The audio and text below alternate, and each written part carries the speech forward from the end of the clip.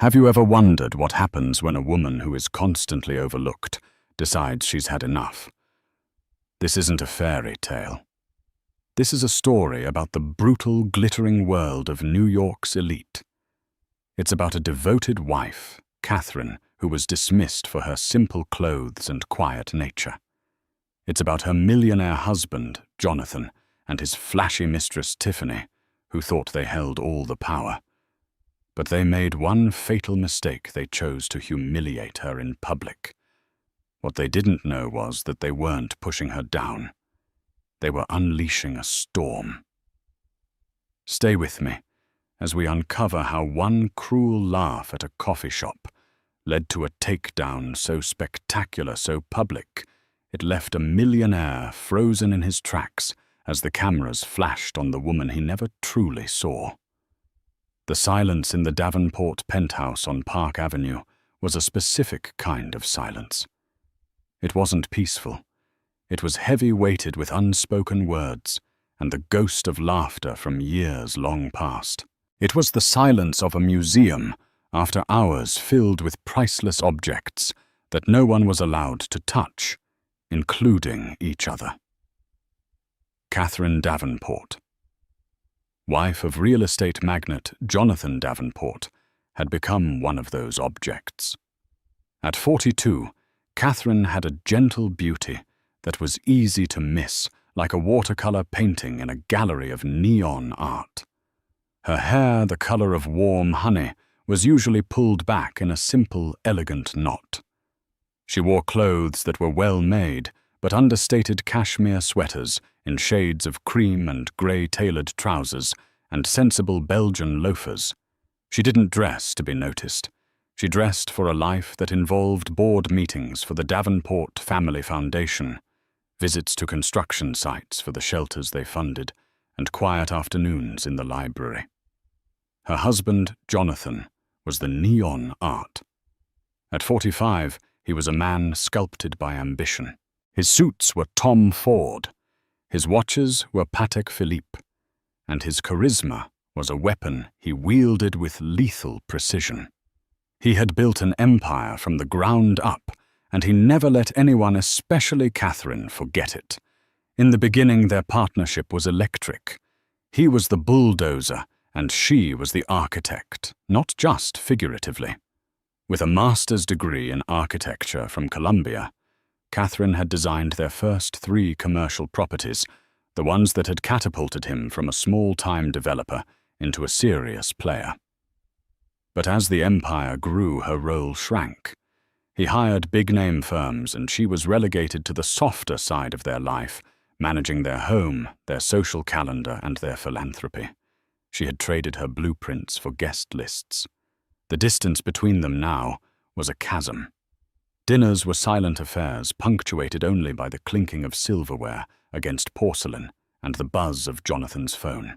He was perpetually connected to it, his thumb scrolling endlessly, a thin smile playing on his lips as he messaged people she didn't know. "Anything interesting today?" Catherine asked one Tuesday evening, her voice soft, trying to breach the wall. The city lights twinkled below them, a sea of diamonds they could see but not feel. "Just work," Jonathan replied, not looking up from his screen. "Closing the Hudson Yards deal. It's a monster." "That's wonderful, Jonathan. I know how hard you've worked on that." She remembered the initial plans, the zoning challenges. She had opinions, ideas, but he hadn't asked for them in years. He just grunted in response. A notification chimed. He smiled again. Catherine's heart did a familiar, painful squeeze. She knew. She didn't have proof, but she knew. It wasn't just work. There were signs, little cuts that bled slowly. A credit card statement with a charge from Cartier for a love bracelet she never received. The scent of a cloying, unfamiliar perfume. Baccarat Rouge, 540. A scent worn by every aspiring socialite in the city on his suit jackets. His late nights that stretched into early mornings explained away as investor dinners. The worst part was his casual cruelty, the way he had started to look through her. Last week, they were supposed to attend a benefit for the New York Public Library.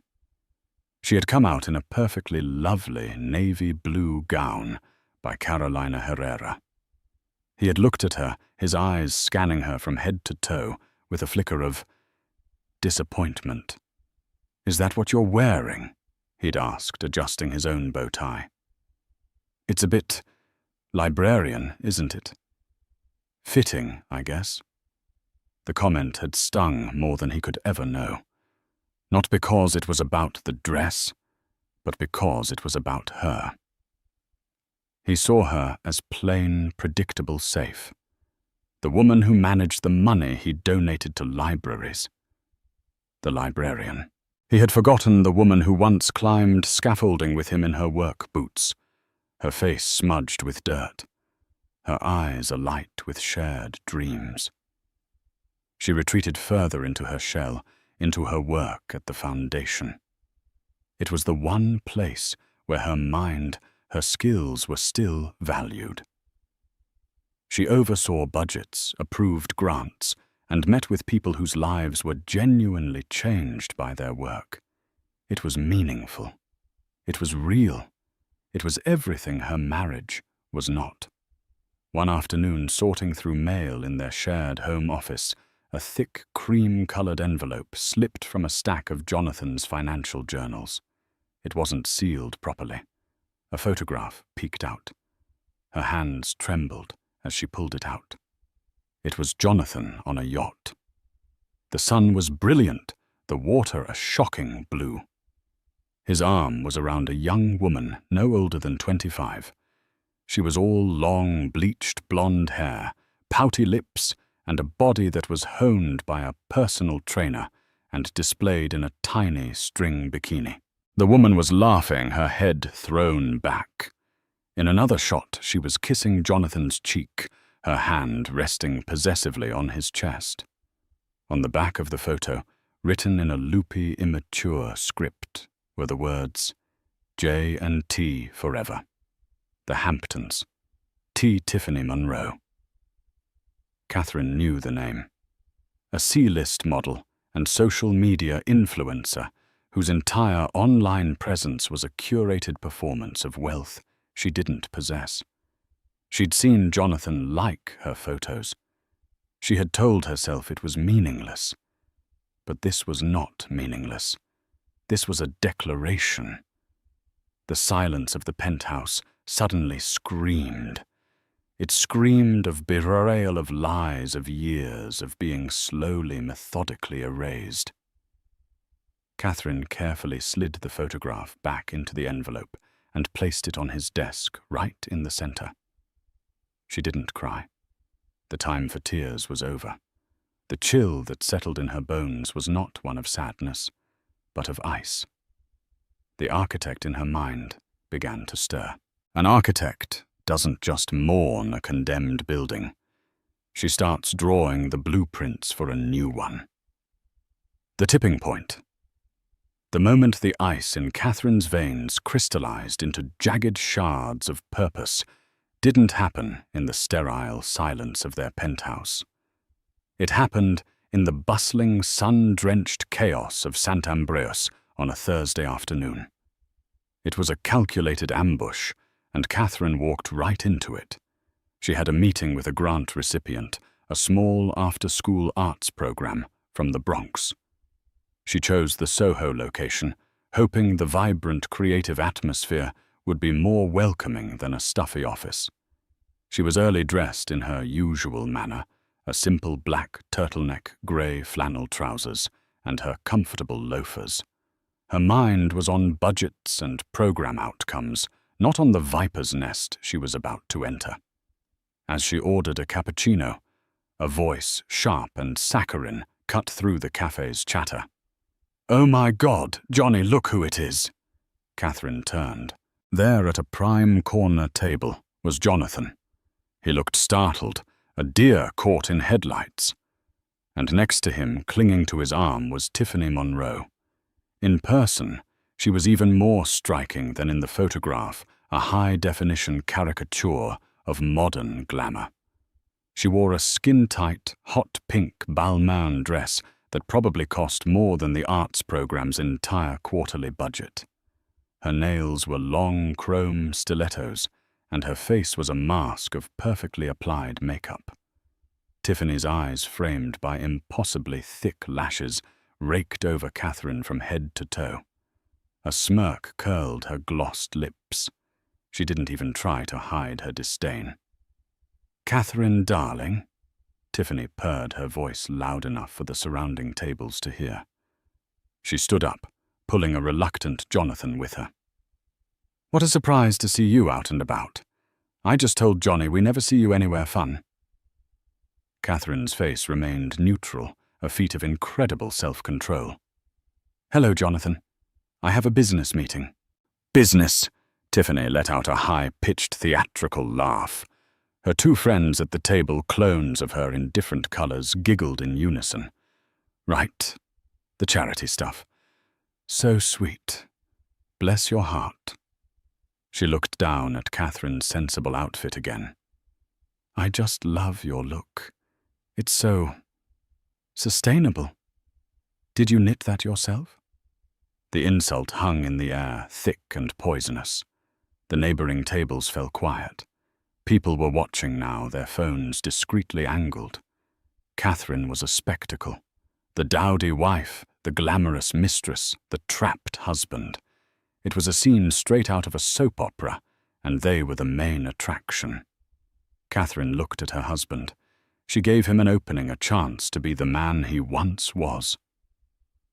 She looked at him with a silent plea. "Say something. Defend me. Be my husband."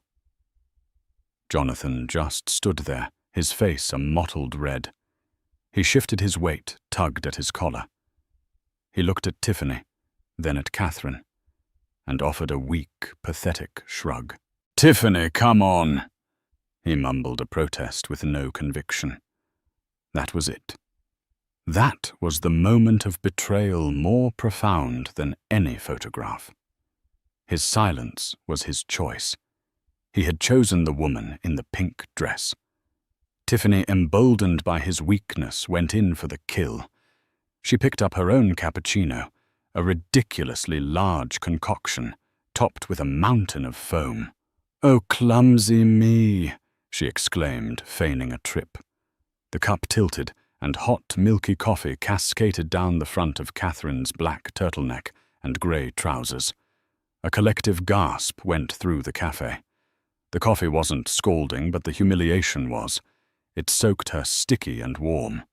"Oh my God, I am so sorry," Tiffany said, her eyes wide with fake horror. She dabbed at Catherine's chest with a flimsy napkin, her touch condescending. "It's just, this outfit probably cost $10. Right, I'll have Johnny buy you a whole new one. Maybe something from this decade." Catherine didn't flinch. She didn't look at the stain. She didn't look at Tiffany. She looked directly at Jonathan, her gaze so cold and clear it seemed to sober him up for a split second. She saw a flicker of fear in his eyes. He finally saw that he had gone too far. Without a word, Catherine turned and walked out of the cafe. She didn't run.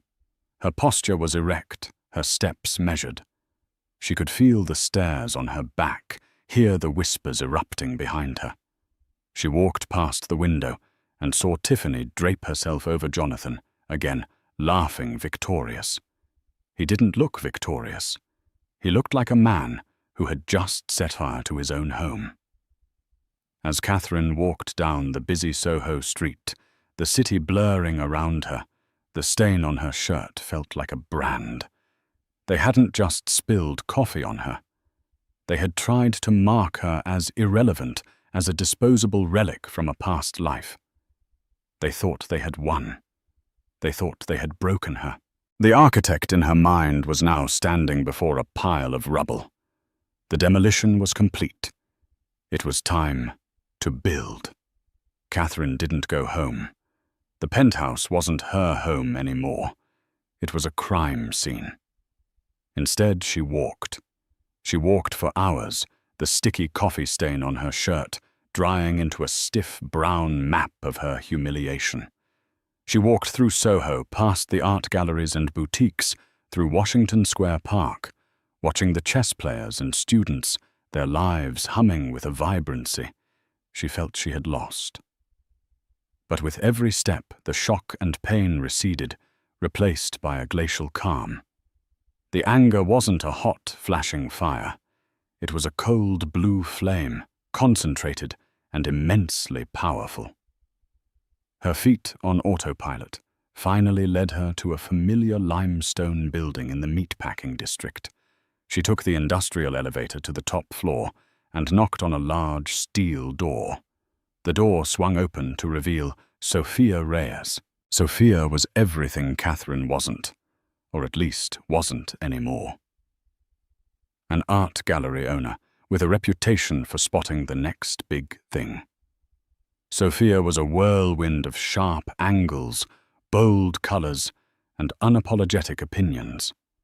Her black hair was cut in a severe geometric bob, and she wore a vintage Issey Miyake ensemble that looked like wearable origami. Sophia took one look at Catherine, the coffee stain, the haunted look in her eyes, the unnatural rigidity of her posture, and her expression shifted from surprise to fierce loyalty. "Get in here," she said, her voice low and serious. She pulled Catherine inside, past massive, challenging canvases, and into her sleek, minimalist living space. "And tell me which bodies need to be buried." For the first time that day, Catherine's composure cracked. As Sophia poured her a large glass of brutally expensive Japanese whiskey, the story tumbled out. The penthouse, the silence, the photograph, the calculated public shaming at San Ambroios. She recounted Tiffany's words, the mocking laughter, the feel of the coffee soaking through her shirt. And worst of all, Jonathan's pathetic, damning silence. When she finished, Sophia was quiet for a long moment, swirling the amber liquid in her own glass. Her dark eyes were like chips of obsidian. "Good," Sophia said finally. Catherine looked up, confused. "Good." "Yes, good. It's done. The slow poisoning is over. Now it's just a clean break. He burned the bridge, Catherine. Now you get to salt the earth so nothing ever grows there again." Sophia leaned forward, her intensity magnetic. "The question is, what do you want to do about it? We can make him pay. And I don't just mean money. Any decent lawyer can get you the money. I'm talking about making him understand on a cellular level what a catastrophic mistake he just made." A flicker of the old Catherine, the cautious, gentle Catherine, surfaced. "I don't know, Sophia. I just want to be done with it." "No," Sophia countered sharply. "That's what he wants. He wants you to crawl away quietly with a settlement and disappear, so he and that Botoxed Barbie can play lord and lady of the manor. Is that the ending you want for your story? The librarian gets sent away with some hush money? Hell no. You were the architect of that empire. Cat, you designed the foundation. It's time to remind him that the person who designs the foundation also knows exactly where all the load-bearing walls are." The whiskey, or perhaps Sophia's words, sent a welcome fire through Catherine's veins. "Load-bearing walls?" Catherine repeated, a ghost of a smile touching her lips. The metaphor resonated deep within her. She knew everything. She knew where the money was funneled, which offshore accounts held the real profits, which deals were greased with favors that bordered on illegal. She had been a silent, observant partner for 2 decades. "Exactly," Sophia said, her eyes gleaming. "He and that little tramp attacked you on their chosen battlefield public image, status, and appearance. So we will not fight them in a courtroom, not at first. We will fight them on that insane battlefield. We will stage a public execution of their social standing.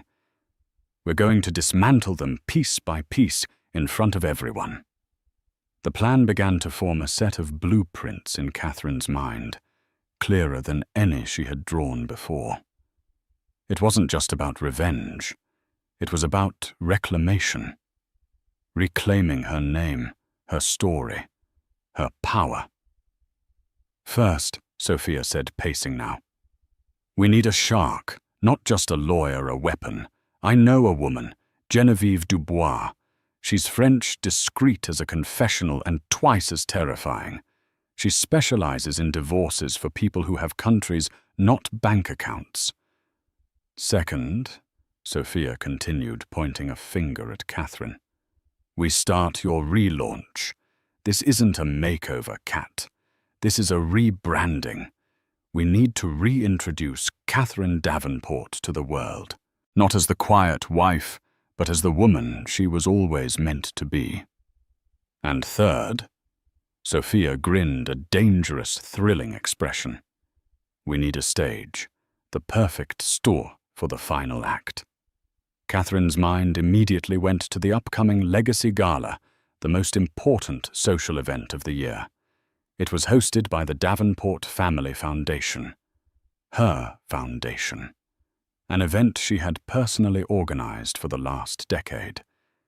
It was in 6 weeks. Jonathan would be there.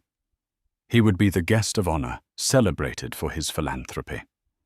And he would undoubtedly have Tiffany on his arm, showing her off as his future. The Legacy Gala. Catherine said, her voice no longer soft, but honed to a fine point. Sophia's grin widened. Perfect. The scene of the crime.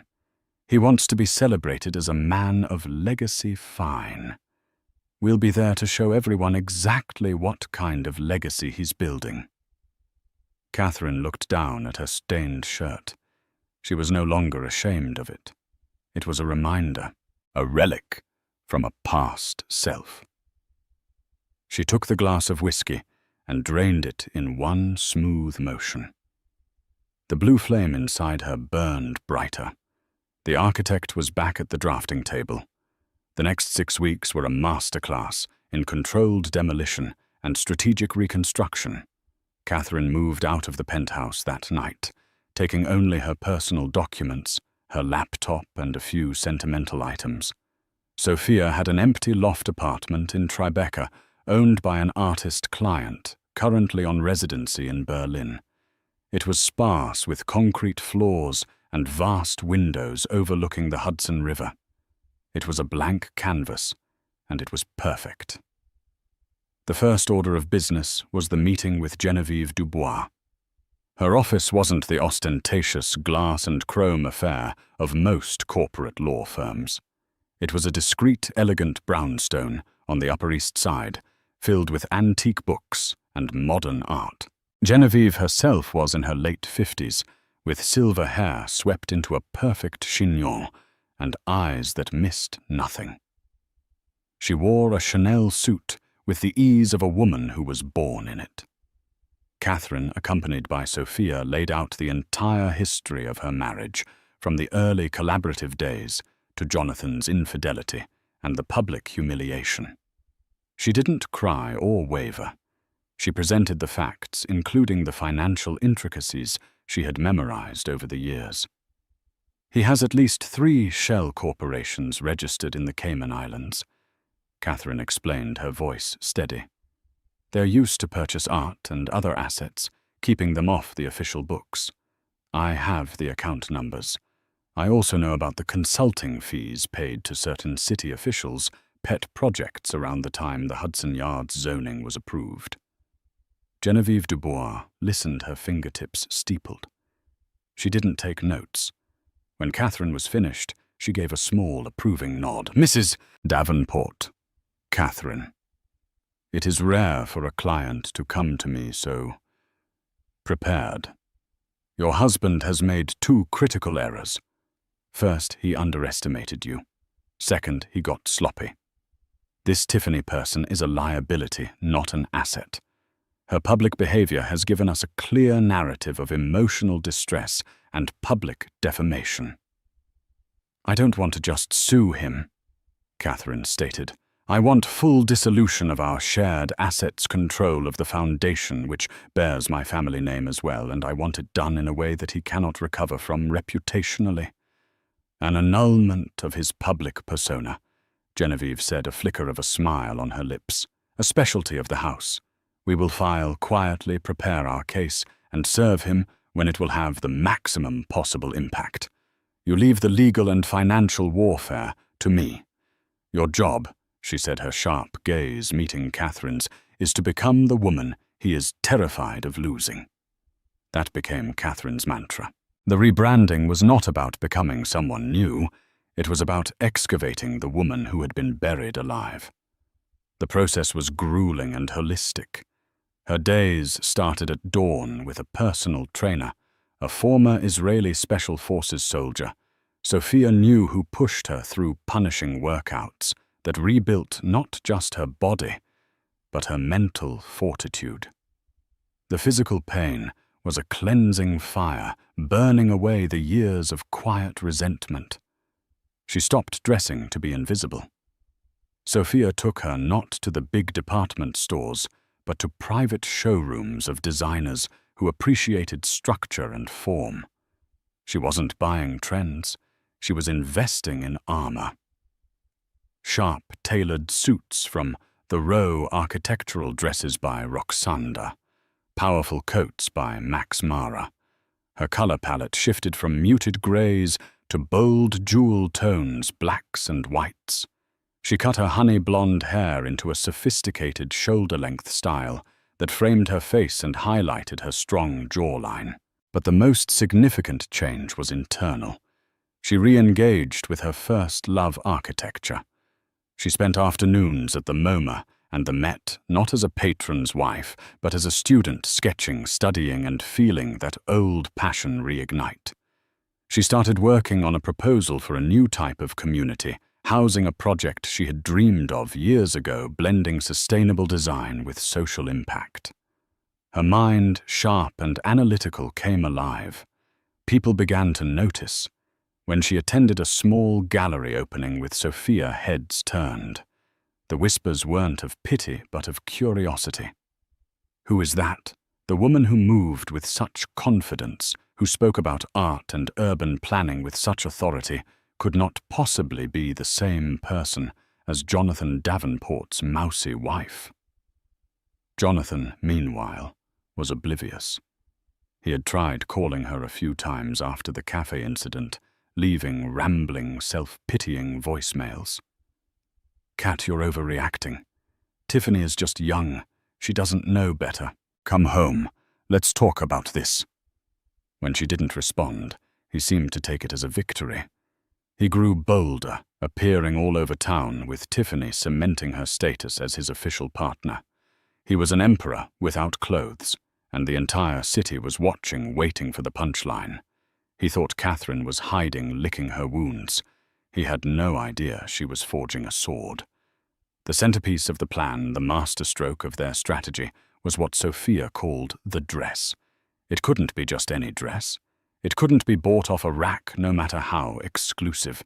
It had to be a statement, a piece of art, a declaration of war, woven from silk and thread. There's only one person who can do this, Sophia had declared one evening in the Tribeca loft, surrounded by Catherine's architectural sketches. Antoine Dubois. The name was legendary in the fashion world, and yet almost unknown outside of it. Antoine Dubois was Genevieve's estranged younger brother, a reclusive couturier who had walked away from the helm of a major Parisian fashion house a decade ago. He despised the commercialism and celebrity culture that had infected his craft. He now worked from a private unlisted atelier in Paris, creating one-of-a-kind pieces for a handful of clients he deemed worthy royalty, art patrons, and women of immense quiet power. He never gave interviews, and his creations were never photographed for magazines. To wear an Antoine Dubois was to belong to the most exclusive club in the world. Getting to him was nearly impossible, but Genevieve made the call. It was a tense, clipped conversation in French, but the result was a plane ticket to Paris for the following week. Catherine arrived at a nondescript address in Le Marais.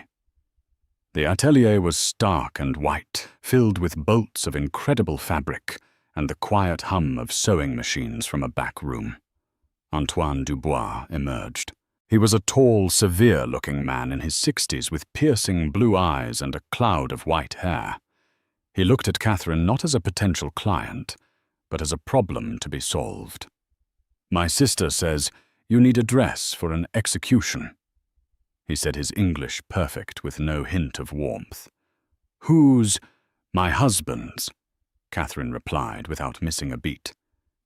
"And the woman he's trying to replace me with." Antoine studied her for a long moment. He walked around her, observing her posture, the way she held her hands, the new confidence in her eyes, clashing with the lingering shadows of her past. "He made you feel invisible," he stated. "It wasn't a question." "Yes. And this other woman, she is loud." "Visually and audibly," Catherine confirmed. He nodded slowly. "Then we will not fight her with noise. We will fight her with silence. The kind of silence that commands a room. When you enter, the noise must stop. Your dress will not shout.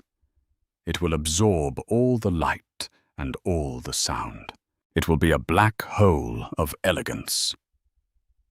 For the next 2 days they worked. It was less a fitting and more an architectural consultation. He didn't just measure her body. He measured her spirit. He asked about her past, her dreams, her renewed passion for design. He looked at the sketches she had brought with her. "You understand line and structure," he noted, impressed. "This is good. A dress is not a decoration. It is a structure that you inhabit." He selected a fabric that seemed impossible, a deep, starless sky-black silk gazar, a material that was both rigid and ethereal, capable of holding a dramatic shape while seeming to float. The design they conceived was a masterpiece of minimalist drama. It was a column gown, stark and severe from the front, clinging to her newly toned form. But the back was an explosion of architectural genius. A cascade of sculpted origami-like folds flowed from her shoulders, forming a train that was not soft and romantic, but powerful and sharp like the unfurling wings of a raven. There was no beadwork, no lace, no sequins. Its power was in its cut, its fabric, and its audacity. "When you walk away from him," Antoine said, looking at the sketch, "this is what he will see. The strength you are turning your back on him with." While the dress was being painstakingly created in Paris, Catherine and Sophia assembled the rest of their arsenal back in New York. Sophia worked her connections, ensuring a select group of photographers from Getty Images and top-tier publications, not just the usual paparazzi, would be at the Legacy Gala, tipped off that a major story was about to break. They weren't told what only that it centered on the Davenports and that they should focus on Catherine's arrival. Catherine, meanwhile, worked with Genevieve's forensic accountants, creating a pristine, undeniable portfolio of Jonathan's financial malfeasance. Genevieve prepared the divorce papers, a document of brutal surgical precision that would strip him of 50% of the empire, and most importantly petition for full control of the foundation to be handed over to Catherine, citing gross mismanagement and reputational damage caused by the co-defendant, a line item under which they would list Jonathan's illicit activities. The final piece was the serving of the papers. "At the gala?" Catherine had asked. "Precisely," Genevieve had confirmed via a video call. "In the middle of his moment of triumph. We will not have a grubby process server do it. I have a junior associate impeccably dressed who will deliver the package to him personally, right after you have made your entrance. The cameras will be there to capture his reaction. The day before the gala, a large, unmarked crate arrived from Paris. Inside, nestled in layers of tissue paper, was the dress. Catherine touched the silk gazelle. It was cool and smooth, holding an energy all its own. It was more than a dress. It was her weapon, her armor, and her flag of liberation all in one. The stage was set. The players were in position. The architect was ready to watch her old life be demolished. The night of the Legacy Gala arrived with the electric hum of a New York City grand event. Lincoln Center was a vessel of light and sound, a beacon for the city's wealthiest and most powerful. Inside the grand hall, the air was thick with expensive perfume, the murmur of powerful deals being made, and the clinking of champagne flutes. It was a parade of status, a peacock display of the highest order, and at its very center, Jonathan Davenport was holding court. He stood near the base of the grand staircase, a triumphant Roman emperor in his domain. The gala was the culmination of his public image, the benevolent billionaire, the man of taste and influence. He was giving an interview to a reporter from a major financial network, a broad, confident smile fixed on his face. "It's not about writing checks," he said smoothly, the camera's red light glowing. "It's about a strategic vision for the future, a legacy of giving back." On his arm, practically fused to his side, was Tiffany Monroe. She was a vision in fire-engine red Versace, a dress so aggressively loud it seemed to shout its price tag. Dripping in borrowed diamonds from Harry Winston, she preened for any camera that swung her way.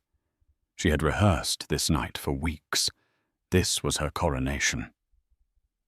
While Jonathan spoke to the reporter, she leaned in conspiratorially to a well-known society columnist. "It's just such a relief for Jonathan to have a partner who truly appreciates this world," Tiffany whispered, her voice carrying. "His wife, Catherine, she was always more comfortable in a library. So drab. He needs someone with sparkle, you know." The columnist scribbled furiously, a gleam in her eye. Jonathan, having finished his interview, wrapped his arm around Tiffany's waist, pulling her close. He hadn't heard from Catherine in weeks, save for that one cold email confirming her departure. He'd interpreted her silence as surrender, a quiet retreat into irrelevance. He felt a pang of something, not guilt, but a smug sense of justification.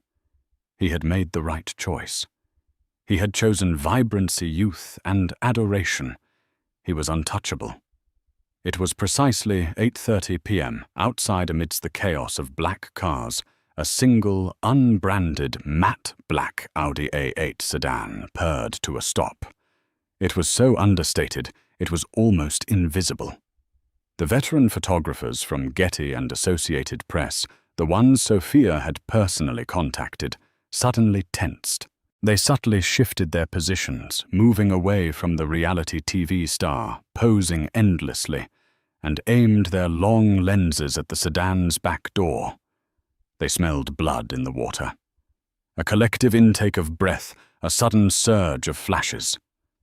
The door opened.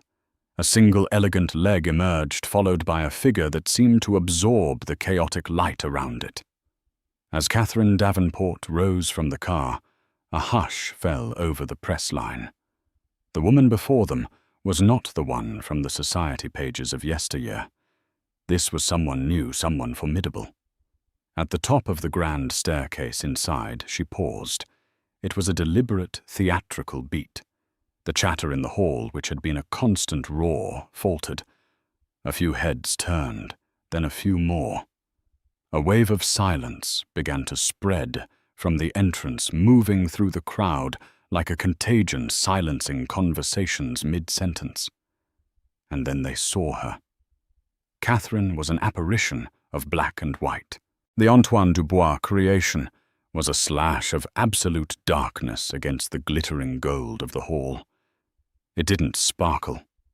It drank the light its deep silk gazelle, making every other sequined gown in the room seem suddenly desperately garish. The stark column of the front was a testament to minimalist perfection, outlining a figure honed by discipline and resolve. Her hair was sleek. Her makeup was a study in contrasts. A pale, flawless face, a dark, dramatic eye, and a neutral lip that conveyed seriousness, not seduction. Around her neck was not a cascade of diamonds, but a single stunning piece, a futuristic architectural necklace of polished white gold that looked more like sculpture than jewelry. From her vantage point, she saw the entire tableau. She saw the socialites, the bankers, the politicians. And she saw Jonathan, his back to her, still basking in his own glory. She felt a single cold, crystalline moment of clarity. There was no fear, no anger, no sadness. There was only purpose. The architect was about to conduct her final site inspection before demolition. On the main floor, Jonathan finally noticed the unnatural quiet. He turned an annoyed look on his face, ready to make a joke about the crowd being starstruck by him. And then he saw her. He froze. It was a Compaltumstund system and failure. The muscles in his face went slack. The self-satisfied smile dissolved, leaving a gaping hole of disbelief. The blood drained from his face, making his skin look like old parchment. The crystal award he'd been handed earlier felt impossibly heavy in his hand.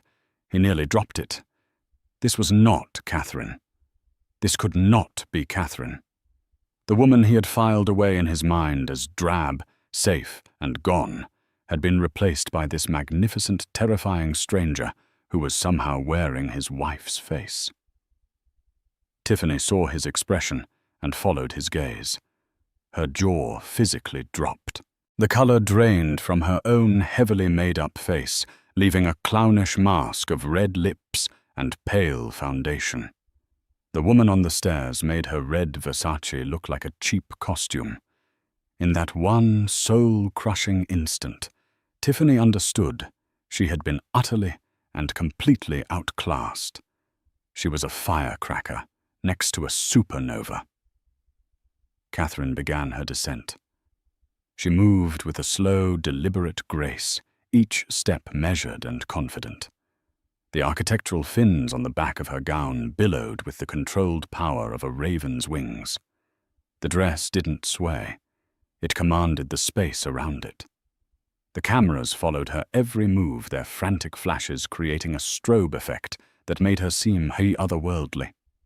As she reached the bottom of the stairs, a new court began to form around her. The city's true power brokers, not the flashy newcomers, but the old money titans and intellectual elites approached her. Marcus Thorne, the reclusive head of the MoMA board, kissed her hand. "Catherine, you are a masterpiece," he murmured. Sophia was there waiting and greeted her with a warm embrace and a whispered checkmate. Jonathan jolted from his trance, stumbled forward, pushing past people who now looked at him with pity and contempt. "Cat!" He croaked, his voice a raw thing. "What is this? What are you doing here?" He reached for her arm, a desperate, possessive gesture. She moved back a fraction of an inch, just enough to break contact. Her gaze swept over him from his panicked eyes to his expensive but now ill-fitting tuxedo with an expression of profound indifference. It was the look one gives a stranger who has asked for directions. "I believe this is my gala, Jonathan," she said, her voice calm and cool, yet carrying with absolute clarity. "I'm here to oversee my foundation's work." My foundation. The emphasis was a stiletto to his ego. Before he could form a reply, a polished young man in an impeccably tailored suit stepped between them with a polite smile. "Mr. Davenport," he asked, his voice deferential. "A package for you. Urgent delivery." The young man handed Jonathan a thick, elegant vellum envelope. Confused, Jonathan tore it open. Inside were the divorce papers. His eyes, wide with horror, scanned the first page, Catherine Marie Davenport versus Jonathan Cole Davenport. He saw the demands, 50% of all known assets. He saw the appendices listing with horrifying precision the shell corporations, the offshore accounts, the secret art acquisitions. The cameras cued by Sophia zoomed in their lenses like microscopes, capturing the exact moment the millionaire's face crumpled in utter ruin. He looked up at Catherine, his face a grotesque mask of panic desperation and betrayal. "You," he whispered. Tiffany finally found her voice and let out a wretched scream. "What did you do?" she shrieked at Catherine before turning on Jonathan. "Is this what she gets? What about me?" But no one was listening to her. The photographers, smelling the kill, surged forward, their flashes merciless, blinding, capturing Jonathan's complete and utter unraveling. They captured Tiffany's hysterical, grasping hands. Catherine, however, was already turning away. She did not give them the satisfaction of a backward glance. She was the calm eye of the hurricane she had created. As she walked away, flanked by her new powerful allies, the magnificent sharp wings of her gown were the last thing Jonathan saw clearly. The cameras flashed again and again, illuminating the wreckage. Jonathan Davenport, the great real estate magnate, stood frozen, holding the blueprints of his own destruction, a fallen statue in the middle of his own ruined party. The shockwave from Catherine's arrival did not dissipate. It intensified, tearing through the grand hall at Lincoln Center with the force of a controlled demolition. As Catherine turned her back on her frozen, paper-clutching husband, the room fractured into 100 different dramas. Tiffany Monroe let out a sound somewhere between a shriek and a sob, her mask of glamour cracking to reveal the raw panic beneath. "Johnny, do something," she hissed, grabbing his arm. But he was catatonic, his eyes following the architectural masterpiece of a gown that was walking away with his life. The guests, vultures of high society, immediately knew which side to flock to. A powerful dowager, a woman named Beatrice Vanderbilt, whose family had run New York for a century and who had never given Catherine more than a cursory nod, intercepted Catherine near the champagne bar. "My dear," Beatrice said, her voice like gravel and diamonds, "that was the most magnificent entrance I have seen since Wallace Simpson walked into a room. You must tell me everything about your new housing initiative. I read your preliminary brief. It's brilliant." The power had shifted instantly and irrevocably. Catherine was no longer an accessory. She was the asset. Jonathan finally snapped out of his stupor and lunged after her, pushing past a startled waiter. "Catherine, we need to talk." "You can't do this," he pleaded, his voice cracking. Sophia stepped in his path, a formidable shield in her avant-garde attire. "I believe she can, Jonathan," Sophia said, her voice dangerously pleasant. In fact, she just did. "I'd advise you to read page 12. It's the section about your Cayman Island accounts. I hear the BVI is lovely this time of year, if you need a place to hide." Defeated Jonathan staggered back, his face ashen. The last Catherine saw of him that night, he was being steered towards a side exit by his panicked assistants, while Tiffany, abandoned and sobbing, was being recorded on a dozen iPhones. The next morning, the city awoke to a media tsunami. It was a bloodbath in print and pixels. Page 6 ran the headline, "Davenport demolished jilted wife's Couture, coup freezes real estate king." The New York Times style section ran a full-length feature, not on the gala, but on the return of Catherine Davenport, complete with archival photos of her as a young, brilliant architect, and ending with the stunning Getty images from the night before. They called her dress a weapon of mass seduction and subtraction. Her story was on every morning show, every blog, every feed. She was no longer a victim. She was an icon of empowerment, an overnight legend. Jonathan's attempts to reach her were pathetic. He sent a long, rambling email at 3 a.m., a digital Gethsemane of self-pity and blame, to catdavenport@gmail.com. Subject: What have you done? Cat: I don't understand. After everything I've given you, a beautiful home, a life anyone would kill for, and you do this. You humiliate me in front of everyone. For what? Because of Tiffany. She's a kid. She's nobody. It was just a distraction. You were always the one, my partner. You're my wife. This lawyer of yours is insane. These demands, they'll ruin me. They'll ruin everything we built. You can't take the foundation. That's my legacy. Please, Cat, let's just talk. Fire the lawyers. Come home. We can fix this. Yours, Jay. Catherine read the email, once her face impassive. She saw no remorse, only terror at his own impending losses. She typed a one-word reply: no. Then she blocked his email address and deleted the message. The legal battle Jonathan feared was in reality a swift execution. The final meeting took place in Genevieve Dubois's silent, book-lined office. Catherine sat on one side of a massive mahogany table, poised and calm, in a steel-grey power suit. Flanked by Genevieve, she looked like a queen.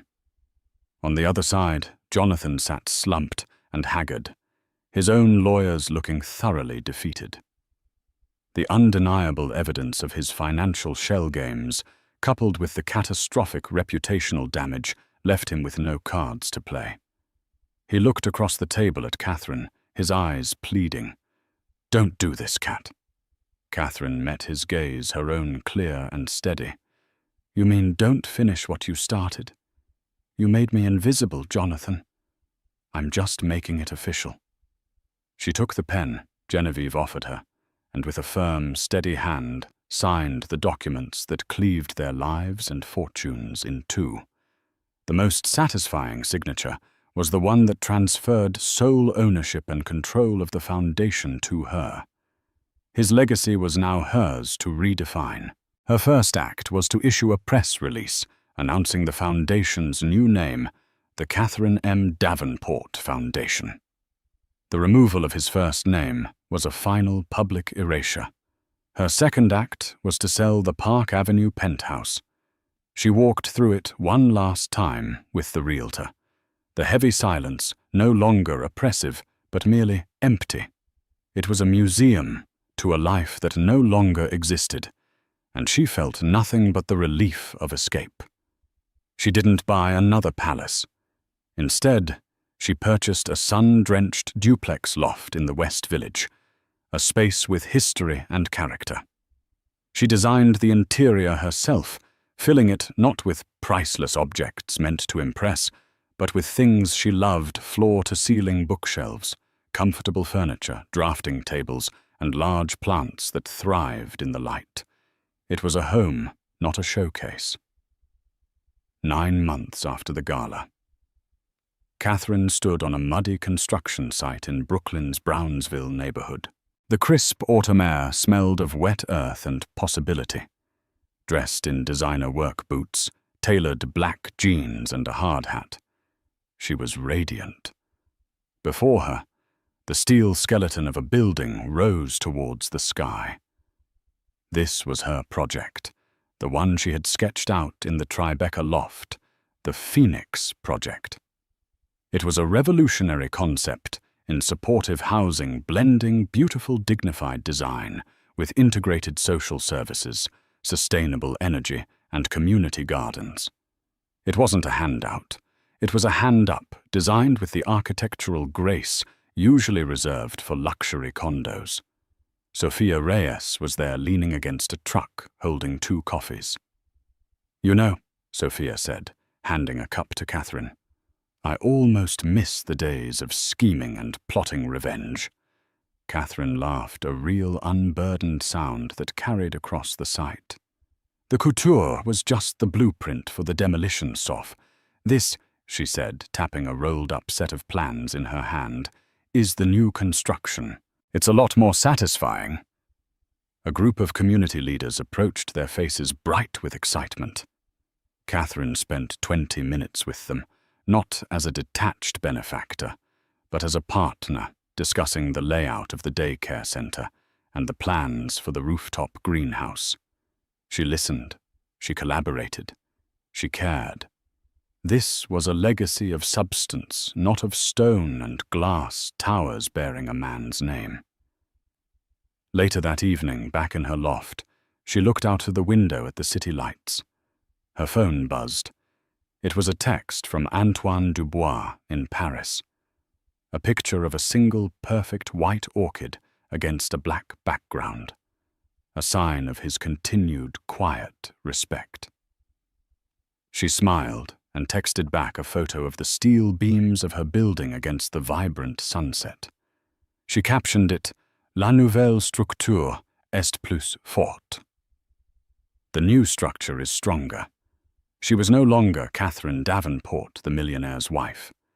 She was Catherine Davenport, the architect, the philanthropist, the woman who had been underestimated, publicly humiliated, and had responded not with tears, but with a better blueprint. She had designed her own escape, built her own future, and in doing so created a life of profound meaning. As she looked out at the sprawling, glittering city, not from a gilded cage, but from a home of her own making, she knew she wasn't just free. She was foundational. And that is how Catherine Davenport reminded the world, and more importantly herself, that the quietest people often have the most powerful plans. Her story isn't just about a stunning dress or a satisfying moment of revenge. It's a powerful testament to the fact that your worth is never determined by someone else's opinion. It's about taking back your own narrative, rediscovering the passions you set aside, and understanding that true power doesn't come from who you're with, but from who you are. Catherine was always an architect. She just had to decide to start building for herself again. What did you think of Catherine's epic comeback? Do you believe in the power of a strategic public takedown? Let me know your thoughts in the comments below. If this story resonated with you, please give this video a thumbs up and share it with someone who might need a reminder of their own strength. And of course, don't forget to hit that subscribe button and ring the notification bell so you won't miss our next real-life drama.